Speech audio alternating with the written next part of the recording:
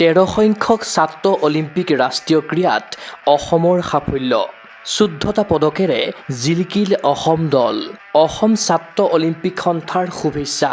যোৱা 31 জুলাইৰ পৰা 2 আগষ্টলৈ হাৰিয়ানাৰ ৰোহটাকত অনুষ্ঠিত হয় 13 সংখ্যক ছাত্ৰ অলিম্পিক ৰাষ্ট্ৰীয় ক্ৰীড়া 2026-27। ছাত্ৰ অলিম্পিক এছ'চিয়েশ্যন ইণ্ডিয়াৰ উদ্যোগত আয়োজিত প্ৰতিযোগিতাখনত অংশগ্ৰহণ কৰিলে অসমকে ধৰি 18খন ৰাজ্যৰ খেলুৱৈয়ে।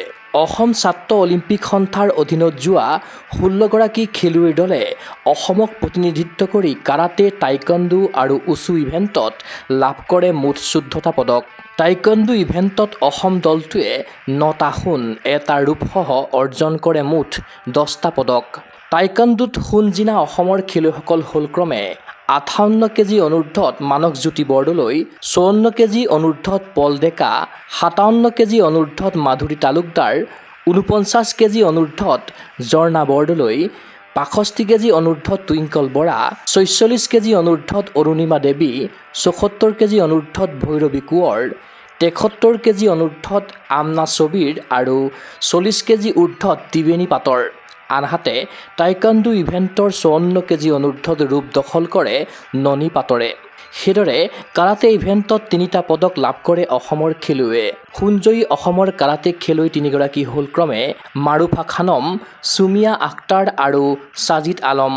তদুপৰি উছু ইভেণ্টৰ 45 কেজি অনুৰ্ধত জানমণি হাজঙে লাভ কৰে সোণৰ পদক। পদক জিনি খেলুৱৈসকলৰ মুখত বিৰিঙিল আনন্দৰ হাঁহি। উল্লেখ্য যে দলটোৰ নেতৃত্ব বহন কৰে আন্তঃৰাষ্ট্ৰীয় সমৰ কলা খেলুৱৈ তথা অসম ছাত্ৰ অলিম্পিক সন্থাৰ সাধাৰণ সম্পাদক মনোজ কুমাৰ দাসে। দলটোৰ টাইকোৱাণ্ডো প্ৰশিক্ষক ৰূপে প্ৰাঞ্জল বৰা থকাৰ বিপৰীতে কাৰাটে প্ৰশিক্ষকৰ দায়িত্বত আছিল তছলিম আহমেদ।